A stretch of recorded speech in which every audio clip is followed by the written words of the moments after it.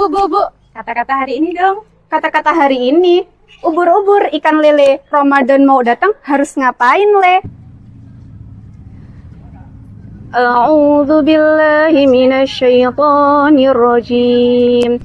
Bismillahirrahmanirrahim. Ya ayyuhallazina amanu kutiba alaikumus siyama kama kutiba alal ladzina min qablikum la'allakum tattaqun.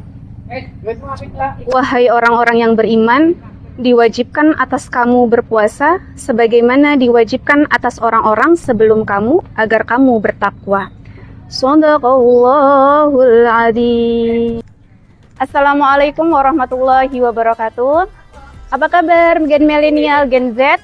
Alhamdulillahirabbil alamin. Assalatu wassalamu ala asyrafil anbiya'i wal mursalin sayyidina wa maulana Muhammadin wa ala alihi wa sahbihi ajmain.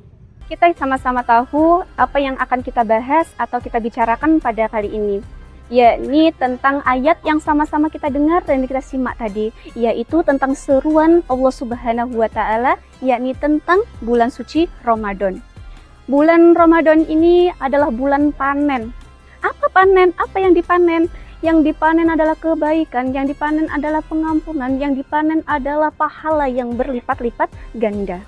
Ketika kita membaca Al-Quran di bulan-bulan sebelumnya, itu sudah bernilai ibadah, sudah bernilai pahala. Akan tetapi ketika kebaikan kita atau membaca Al-Quran kita ini dilakukan di bulan suci Ramadan, maka pahalanya akan berlipat-lipat ganda. Begitu banyaknya nanti akan ada kebaikan-kebaikan di bulan suci Ramadan, inilah yang akan kita peroleh di bulan suci Ramadan. Akan tetapi ternyata Rasul bersabda, barang siapa yang bergembira menyambut datangnya bulan suci Ramadan, maka Allah Subhanahu wa Ta'ala mengharamkan jasad orang tersebut untuk masuk neraka. Begitu spesialnya bulan suci Ramadan, bulannya saja istimewa, menyambutnya sebelum datang saja ketika kita berbahagia, maka haram jasad kita masuk ke neraka. Oleh pentingnya itu, dalam menyambut bulan suci Ramadan, kita harus mempersiapkan bagaimana cara mengimplementasikan atau mewujudkan haru kita, kebanggaan kita, kebahagiaan kita dalam menyambut bulan suci Ramadan. Kurang lebih ada 3 budaya atau kebiasaan yang dilakukan Rasul ketika menyambut bulan suci Ramadan. Yang pertama adalah tawasi. Tawasi itu apa? Tawasi adalah memberikan nasihat. Rasulullah SAW menjelang bulan suci Ramadan memberikan nasihat kepada kaum muslimin. Supaya apa sih nasihat itu? Nasihat itu berfungsi sebagai charger, sebagai pengecas daya keimanan kita. Diharapkan ketika nanti bulan suci Ramadan, keimanan kita ini kuat, keimanan kita itu siap untuk apa? Untuk kita menggali, mengapanen dengan kebaikan-kebaikan di bulan suci Ramadan. Tapi bagaimana ketika kita ini bukanlah ustadz, ketika kita tak mampu bertausiah, kita tak dapat berceramah. Bagaimana cara kita membudayakan yang perintah seperti Nabi tadi? Saat ini kita sudah mempunyai sosmed, kita sudah di dunia yang modern maju. Bagi kita yang tidak dapat berceramah atau memberikan nasihat, kita bisa menggunakan media sosial kita untuk tawasi tadi. Kita bisa merepost, kita bisa meng-tag saudara kita, tag dengan orang-orang yang kita sayang terkait dengan video-video atau konten-konten Islami, ada konten-konten yang berkebaikan. Nah, jadi walaupun kita tidak bisa menyampaikan tausiah, kita tidak bisa berceramah karena keterbatasan ilmu kita, tetapi kita masih bisa punya jalan lain, yaitu dengan men-share, membagikan, merepost kebaikan-kebaikan lewat video-video. Lalu budaya yang kedua adalah tazkiyatun nafs. Apa itu? Bersih-bersih. Jadi di Indonesia ini ada kebiasaan menjelang bulan suci Ramadan itu bersih-bersih. Bersih-bersih rumah, tempat ibadah, kita siapkan mukena yang bagus kita cuci semuanya, kita persiapkan. Itu adalah budaya yang kita persiapkan untuk bersih-bersih. Tetapi budaya itu adalah budaya yang lahir.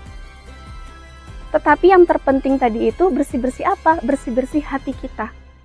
Bagaimana cara kita bersih-bersih hati ini? Yaitu dengan perbanyak istighfar, perbanyak taubat. Untuk apa? Untuk kita dapat membersihkan hati kita, membersihkan diri kita menyambut bulan suci Ramadan. Karena fisik bisa dirubah, materi bisa dicari, Ramadan belum tentu datang 2 kali.